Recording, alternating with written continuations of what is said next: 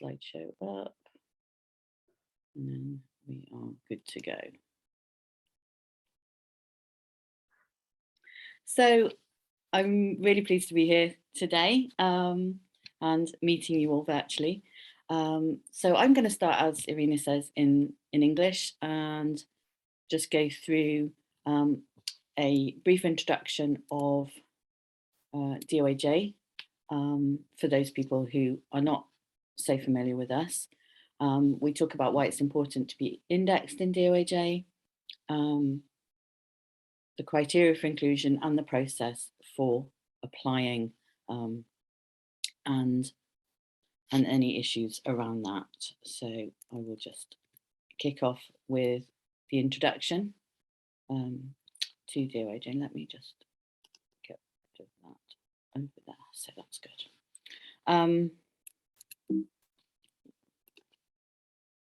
So DOAJ was founded in 2003, and so next year we celebrate our 20th birthday. And we continue to be an independent and not-for-profit service with our aim to raise the profile, the visibility, and most importantly, the impact of open access journals around the world. We have a set of standards that journals must meet for inclusion, which we'll talk about later. And please remember that we provide services free of charge. That means that there's no charge for you to apply to be in DOAJ, to be indexed in DOAJ. Sometimes people think that there must be a cost for that, but that is not the case. So as of last week, when I put these numbers together, we had nearly 17,500 journals indexed in DOAJ from 130 countries and accepting papers in 80 languages. And those journals provide us with metadata for the articles. That's not required, but it's highly recommended to increase the visibility of your journal. And we had over 7 million article records in the database. But what's interesting is that of the 17,500 journals that we have, more than 12,000 of those are actually journals that don't charge an APC. So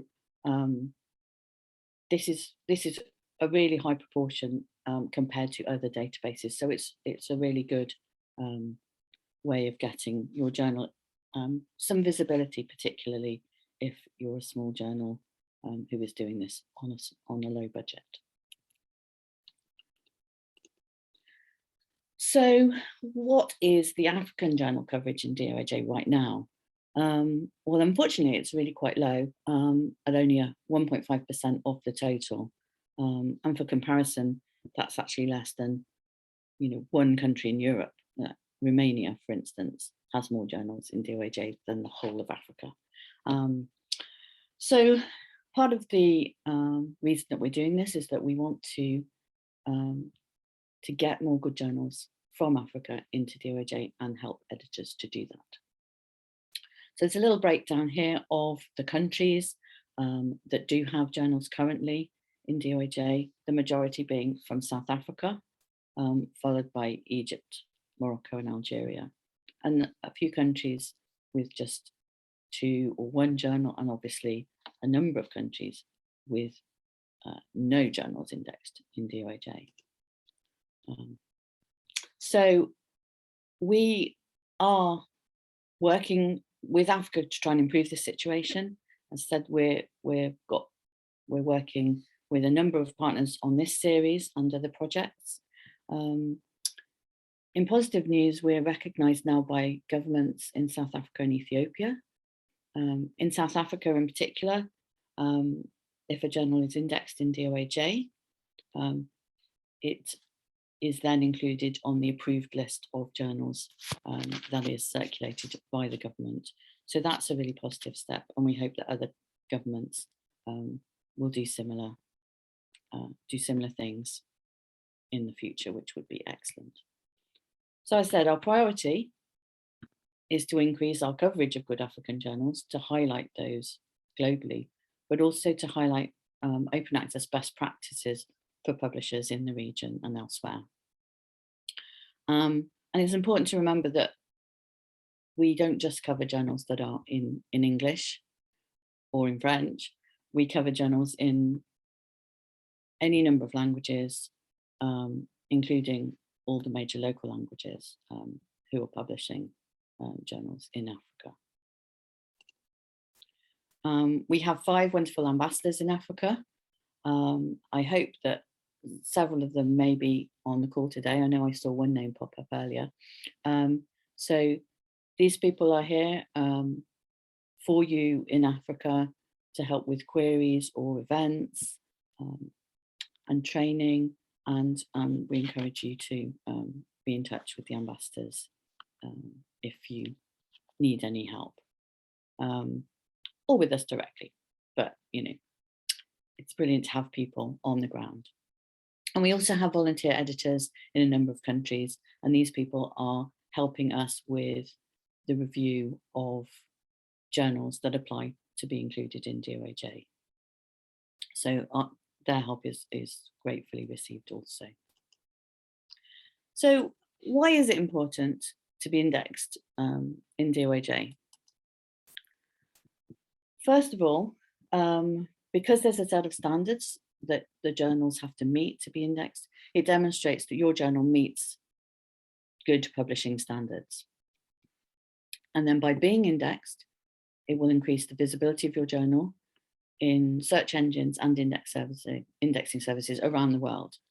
We know that DOAJ data is used by a large number of services, and that means that your journal will be seen by people in institutions and research centres anywhere in the world, really.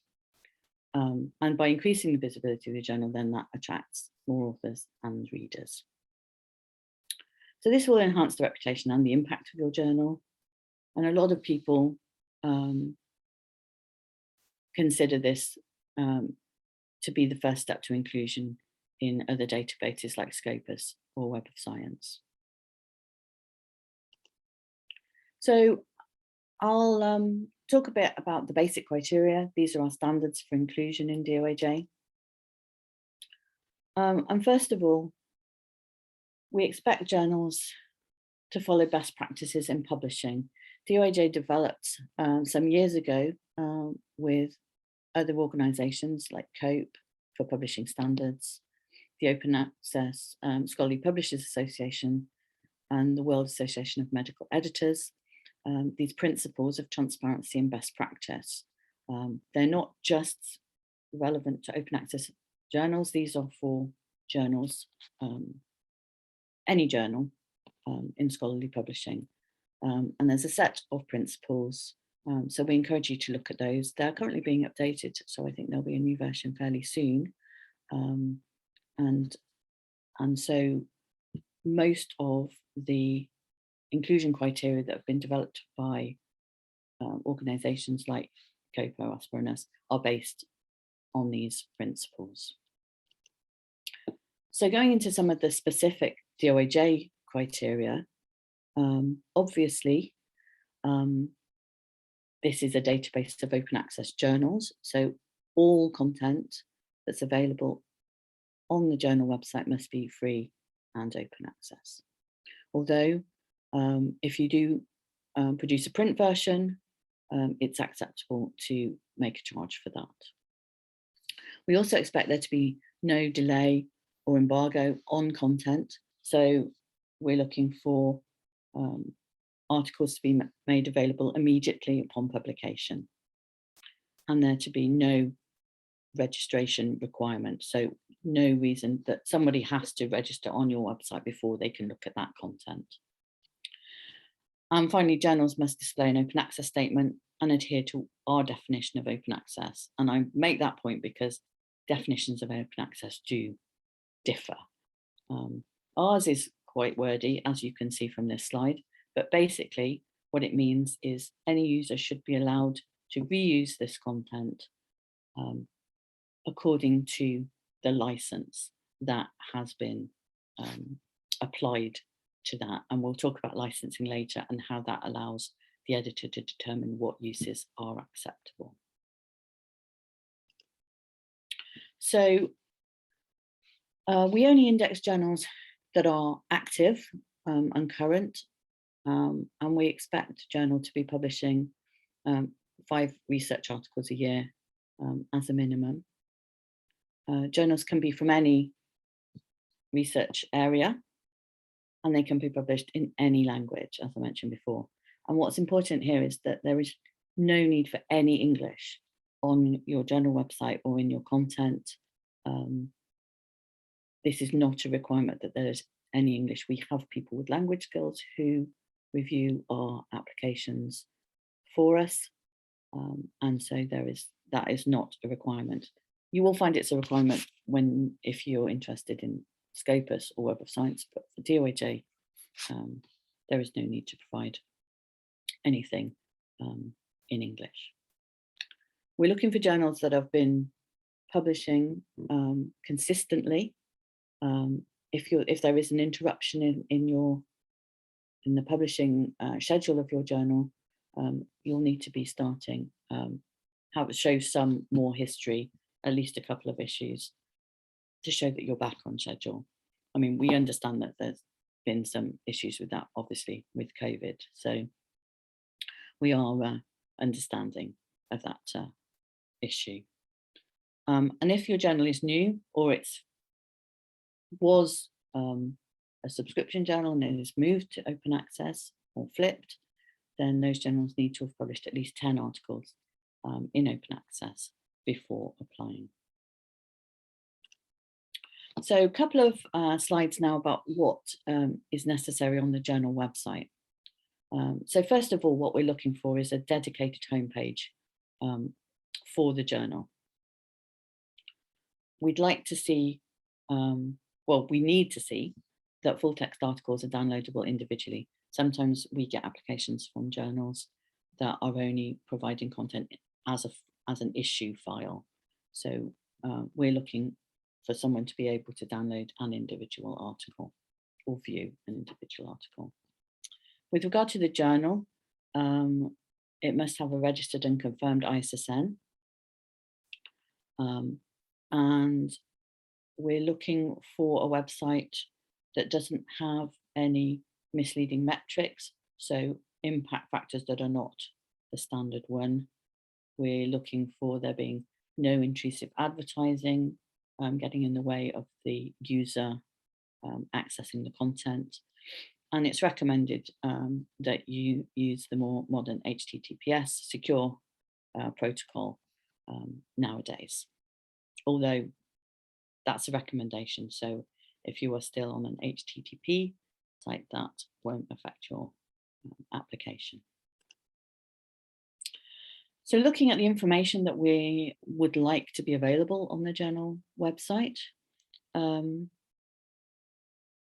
there's the obvious stuff that would be expected on any journal website, such as the aims and scope and the instructions for authors and the editorial board.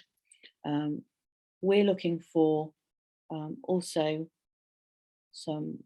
your open access policy, the open access statement, as I mentioned earlier. We need some information on the author charges that the journal applies. So even if you don't charge authors a fee for publication, you need to say that because it's important. What we found, is that often journals who are predatory or questionable don't say anything about charges, but add a charge on later. So it's really important that you say what the author charges are clearly, and you do that even if you're not making any charges.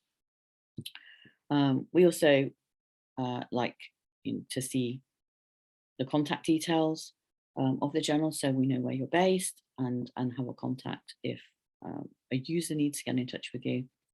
And on the editorial board, we want to see affiliations for all members that are listed on that board, so they can be found as part of our review if needed. So moving on to the editorial process, we are a database of open access journals, but not just that, we're a database of open access and peer-reviewed journals. So we expect journals to apply a rigorous review process, which means peer review by at least 2 independent reviewers. So those people are independent of the journal. We will allow journals that are in the arts and humanities to have editorial review only, but we won't accept that for journals in other areas. And if you're publishing journals that are run by students, we expect there to be some faculty oversight to ensure quality of the process. We recommend using a service for plagiarism checking, but that is not actually required for inclusion in DOAJ. If you do use one, it's important that you state the name of the service or the protocol that you use, and we will look for that as part of our review. And we want to see a description of your review process on the journal website, not a generic one about peer review, which we do often see, but what does your review look like? But we don't specify the type of peer review that you use, because that is an editorial decision for you as the editor. So you should use the type of peer review that is best for your community. So in the DOAJ application, you can select the type of peer review, and if an author can choose different types of peer review, then you can select more than one option. So moving on to licensing, this is something that people often get confused when they're new to open access. The purpose of licensing is to inform readers how they can reuse the content, to inform readers of any reuse that are not allowed, and it protects the author and the journal against unauthorized use. So for this, we recommend the use of Creative Commons licenses or an equivalent. Again, there's no charge for using those licenses, and you can go to their website and see the different types of licenses that are available. And you must then state your licensing terms on the journal website, so the user knows what they can do with that content. So there are 6 Creative Commons licenses, and they vary in the things that a user can do with that content. So the most liberal is the one on the top of this list, which is CC BY, which basically allows any reuse so long as the attribution is given, so that you say, oh, I've reused this, it was originally by this author, published in this journal. So the list goes down with different attributions to the license. So the most restrictive at the bottom here, which doesn't allow any commercial reuse and doesn't allow derivative works to be created. So the important thing is that you choose the license that is appropriate for you and your author community. We don't make any restrictions on which license you can use. Copyright and licensing are often confused, but they are different things. Copyright can be held by the author, or it can be transferred to the publisher, as was the case in publishing really historically. Best practice in open access is for authors to retain the copyright, but we don't specify that. Again, that is a recommendation, and we will accept journals where the copyright is transferred. So you need to state your copyright policy on the journal website, whether the author retains copyright or if it's transferred. And if you have an author agreement, we recommend that you provide a link to that agreement so that your policies and procedures are clear. So how do you apply for inclusion in DOAJ? What's important is that you know that we don't include journals we don't just find journals from around the world. You have to apply for inclusion. So we only include journals that have filled in an application. The application form is online at our website. For the last just over a year, we've had a new form that was designed to make the process easier and quicker. Previous form had 58 questions. So there are fewer questions now. So if you have applied in the past, then the form may look different from what it did a couple of years ago. But although the form is different, the journals still meet the same quality standards as we've had in place for several years now. So the application form now is split into 7 pages. And so you start off agreeing to the open access definition of DOAJ, details about your journal, your copyright and licensing policy, the editorial information, your business model, including a link to the APCs if you charge them, best practice, and finally to review your answers before you submit it. So I'm just going to now talk a little bit about the best practice section, because this has always been a little bit confusing for people. We have tried to separate the best practice elements onto a separate page, and we're saying that these are recommended, but they are not required for inclusion. So that's important. So even if you answer no to everything on the best practice page, that doesn't mean your journal can't get indexed in DOAJ. So these things include long-term digital preservation, the policy that you have for author self-archiving in institutional repositories, the use of a persistent identifier like a DOI, the use of author ORCID IDs, and provision of your references in a standard open format. As I say, these are highly recommended, but are not required. And one of the reasons that we don't require them is that some of these require some technical expertise or cost. And obviously, what we don't want to do is to put a burden on the smaller publisher or the scholar-led publisher who may not have money or expertise to do these things. So a little bit now about the actual process. So as I say, you must apply using the form. Once you've done that, your application will go to our triage team, who check the ISSN and make an initial assessment using a small number of our basic criteria. If the journal gets through the triage process, and many don't, there's probably about 40% of journals are rejected at the triage stage. So, it's important to make sure that you do meet the most basic criteria, otherwise you won't get past that first part of our review process. So after that, the application will go to our editorial team.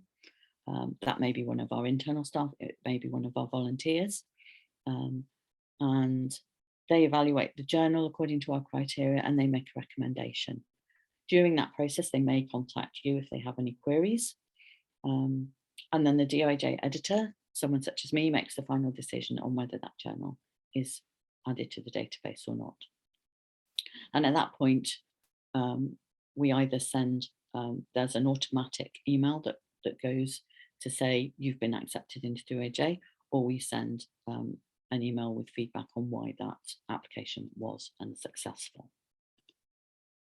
So last year, to give you an idea of how much we're doing in terms of applications, we had just over 10,000 applications and update requests, which is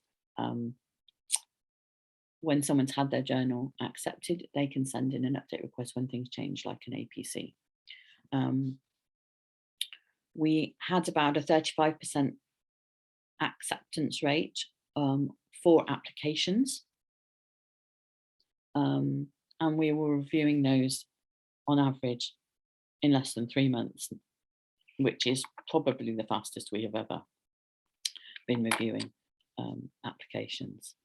And we're doing that with around 120 editorial staff and volunteers. So, as I mentioned, quite a lot of applications are rejected. So it's useful to kind of have an idea of what those common reasons are for rejection so that you can try and avoid them. So at the triage stage, as I mentioned, the very first stage, there's a few things that our team will look for. And first of all is that the journal's not fully open access. So if there is some content that is restricted, or if there's a if you need to register, or there are issues where not all of the full text articles are made available, then the journal will be rejected as not being completely open access. One of the major reasons for rejection at this stage is that the ISSN is not registered. We check at issn.org. So even if you have registered an ISSN at your local agency, it needs to be confirmed at the international centre before it's fully registered at issn.org. So make sure that that's the case. Sometimes we get applications where not enough content has been published. So for instance, they haven't published anything in the last couple of years, or the journal is only publishing 1 or 2 research articles a year. As I mentioned before, we need individual full text articles to be available. So that is a reason for rejection at this stage too, if they're not available. And also if URLs are provided in the application that don't actually lead to the information required, the application could be rejected at this stage. And also, if there is no licensing information, that is also a reason for rejection at this point, and that is also a reasonably common reason for rejection. So if the journal gets past that stage and into the full review, these are some of the main reasons why a journal would get rejected after a full review. So if we find during the review that the information that's been given in the application is incorrect or misleading, if we find that information is missing from the website or is unclear,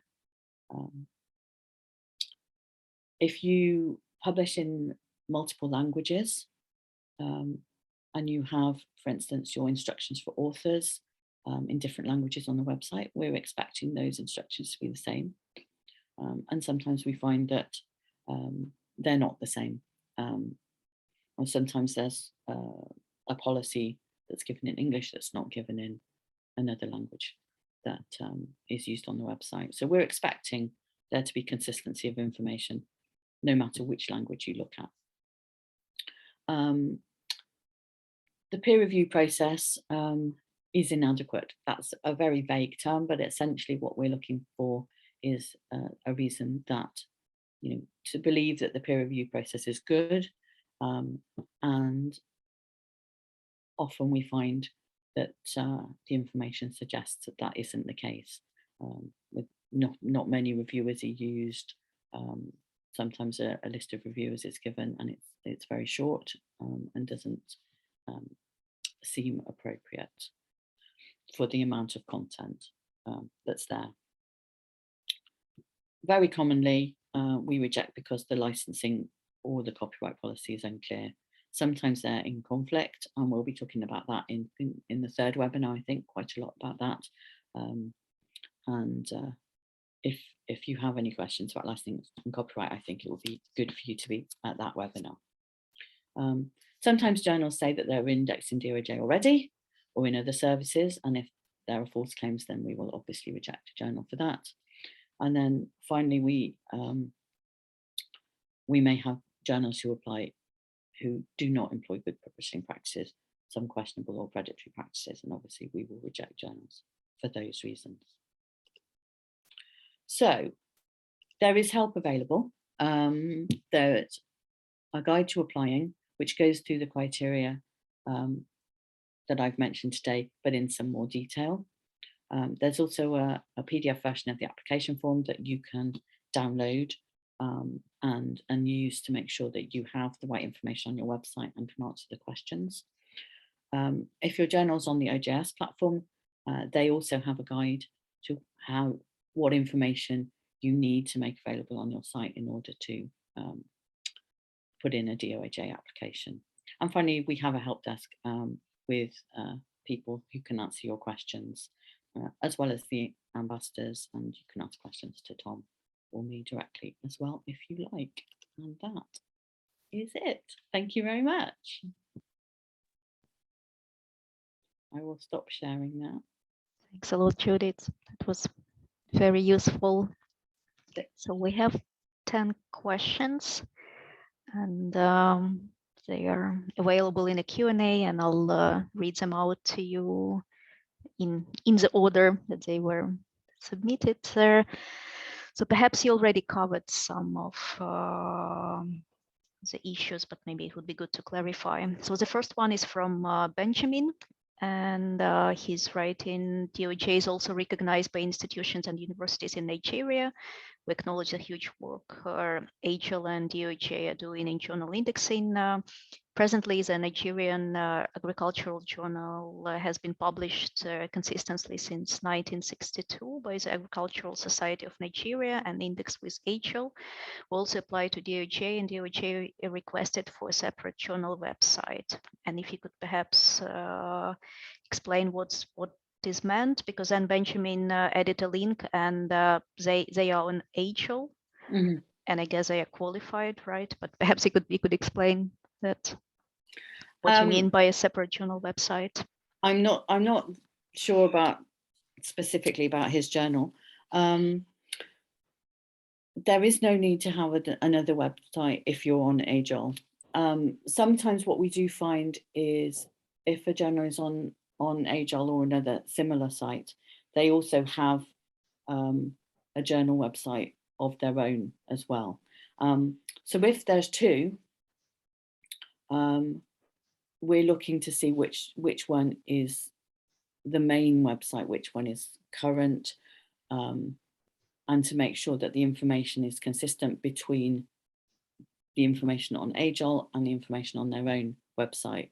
What I can do is I can look into that journal specifically and look at the application and get back to Benjamin after the webinar, and I'll do that.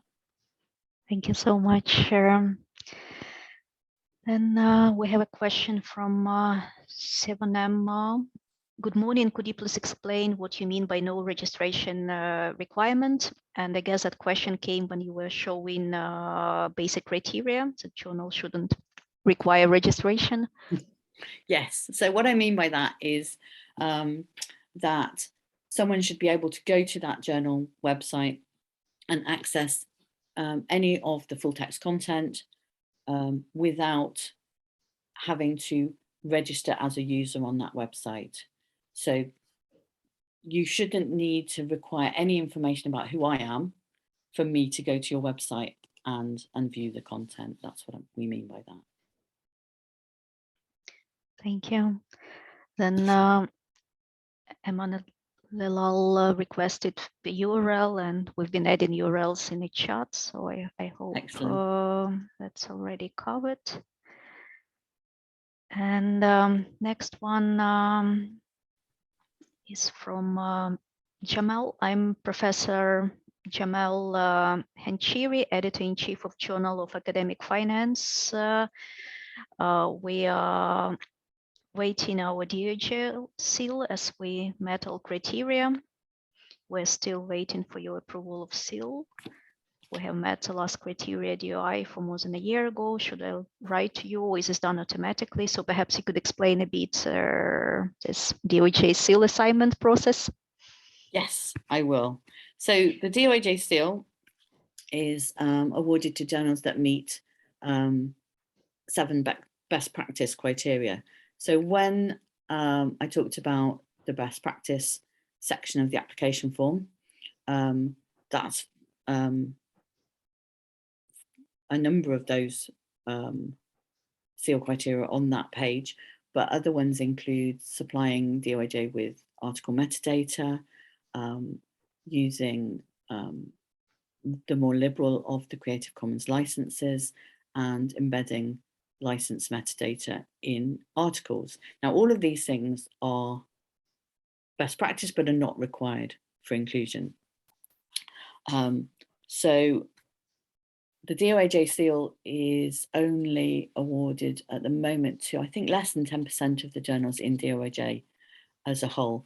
And the reason I didn't mention it is because this has always tended to lead to a lot of confusion with people thinking that you need to meet the DOAJ seal criteria in order to get into DOAJ, and that's not the case.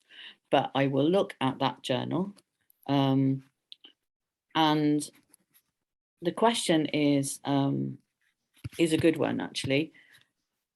Should I write to you, or is it done automatically? The best thing is to contact us if you think you meet the DOAJ seal criteria. And I will have a look at this journal today and see if I think it meets the criteria. We will award the seal to journals as part of our kind of review of journals that are in DOAJ, but that with 17,000 journals, that review doesn't happen all that often. So if you think that you have made a change to the journal and that it meets the DOAJ seal, you can put in an update request, or you can send us a note via the help desk and say that you think that your journal meets the seal, and I will check into this specific one before Jamal. Jamal is asking for your email. There will be Judith's email on the slides, which I will share. So you will receive it. Thanks a lot.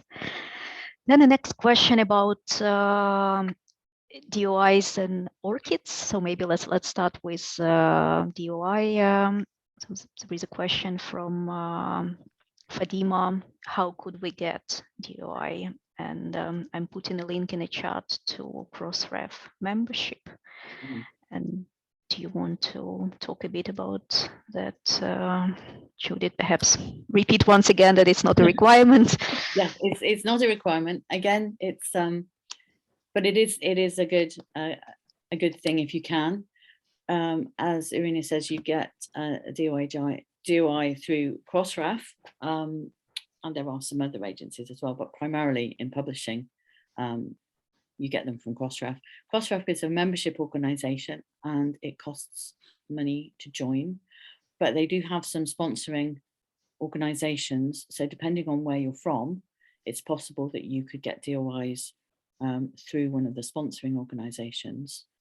So perhaps we can provide that URL as well for the different sponsoring organisations, because I don't know where Fadima is from. But yeah, I think that would be the first step to look at the membership and the sponsoring organisations. Thanks a lot. Then the next one is from Demtio.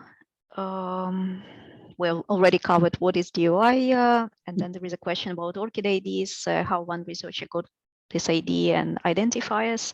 And again, I'm putting a link to ORCID, and ORCID IDs are free to researchers, but it's not enough that you as an author has this ID, that ORCID ID should be integrated in your journal operations.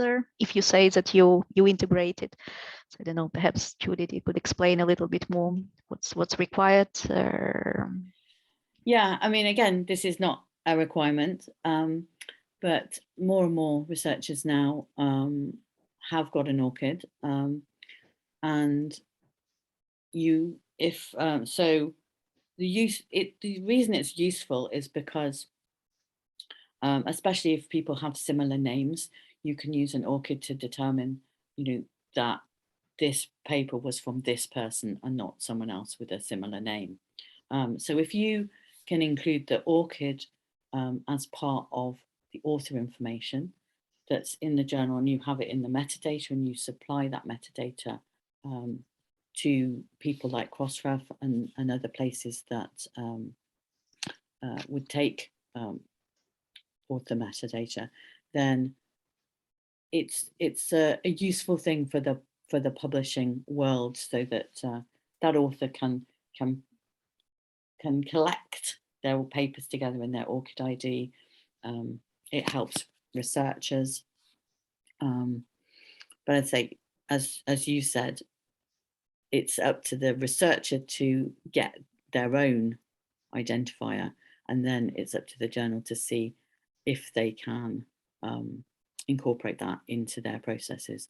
I believe that there's some information on the OJS instructions on how you do that on that particular platform. So I'm sure if you're on one of the platforms, the journal platforms, that they would be able to help you how to do that. Thanks a lot. And there is a question from Abda. How do you manage to identify potential predatory journals? Yes, that's an interesting question. Obviously, when we get many applications into DOAJ, it's important for us to weed out those journals that could be predatory. So we have a way in our administration system that one of our editors could make a note and say, well, I don't think this journal should be in DOJ. I think this journal may be predatory. So they can flag that journal, and then it gets looked at by a team who do a much more in-depth review of journals to look at their processes and determine whether they are predatory. And if they are, then we will exclude them from DOAJ. So we try really hard to make sure that we don't index any.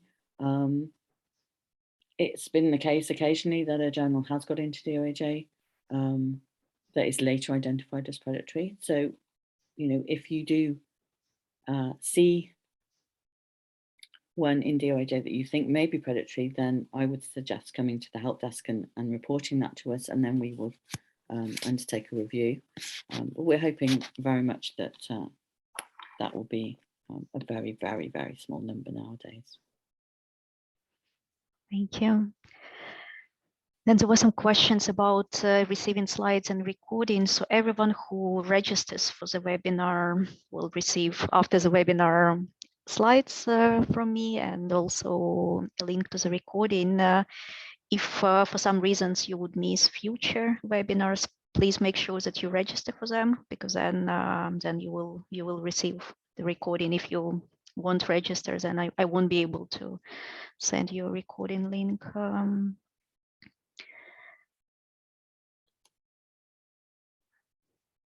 Then a question about, will it be a webinar regarding some info for metadata necessary for articles? So I guess we'll talk about metadata when we'll look into specifics of the platforms. For example, when we'll be talking about OJS or AJOL or CLO South Africa, then we'll look into that question. And then Julie is asking, the journal of which I'm editor in South Africa reclaims page fees from South African universities, but doesn't charge authors directly. I'm just checking that we comply as open access. Thanks. Well, you can charge fees as an open access publisher. In that case, your policy would not stop you from complying as open access so long as you meet the other criteria of DOAJ. So yeah, there would be no reason that we would discount your journal for that.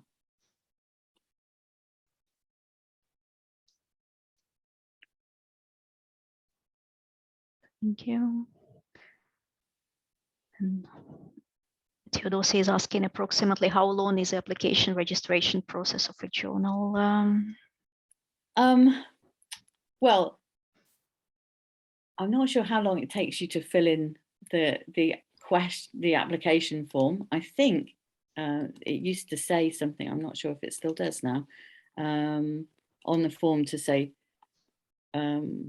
oh yeah, I'm just checking now. It says the form takes approximately 30 minutes.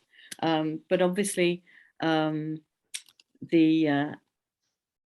may need to spend some time making sure that the journal meets all the criteria and you have the information available on the website first. In terms of what happens after you've submitted the application, it will be, the process will likely be finished within 3 months from when you submitted the application. So that will be the going through the triage process, the review from one of our editors, and any queries that need further review with you. So those correspondences, that should all be done within 3 months.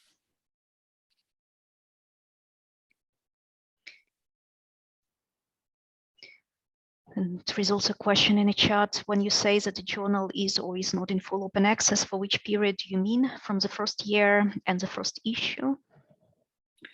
That is what we always said in the past, but of course, what we're finding at the moment is that many journals, particularly in Europe, are flipping from a subscription or a hybrid model to open access.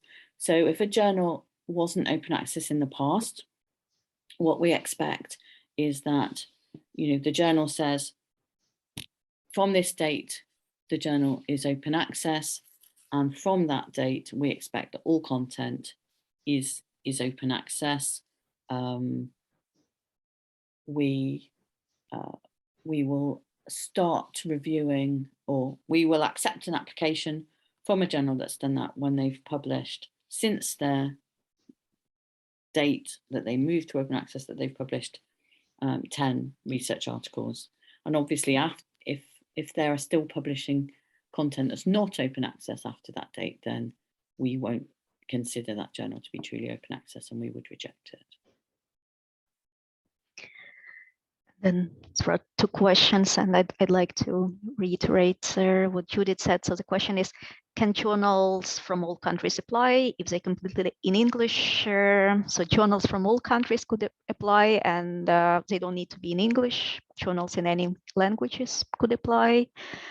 And the question, do you require payment of fees to get registered or indexed with DOAJ? And just to repeat again, it's free. So everyone could apply, it's free, and there is no language policy. Just scrolling.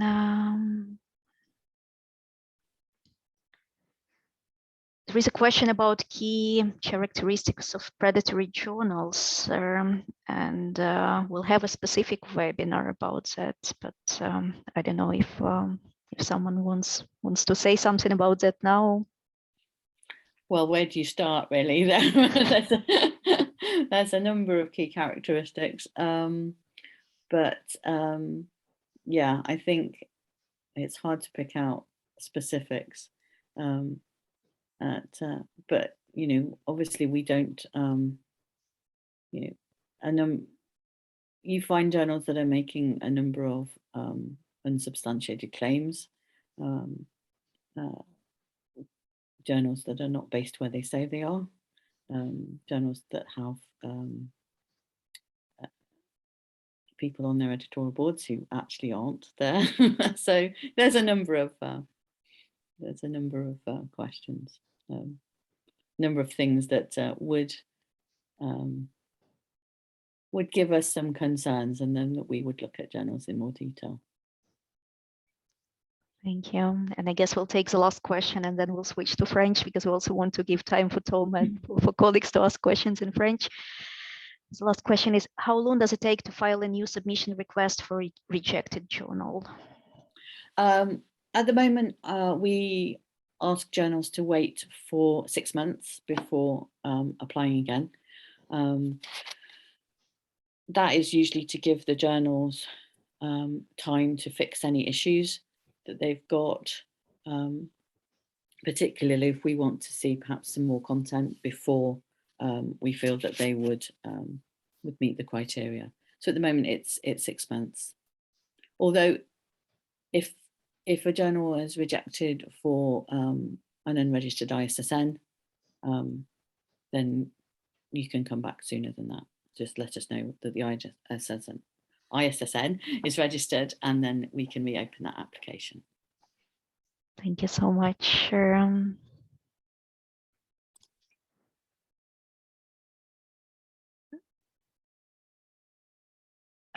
I don't think the DOAJ plans to integrate scholarly content available in repositories because there are other initiatives for that.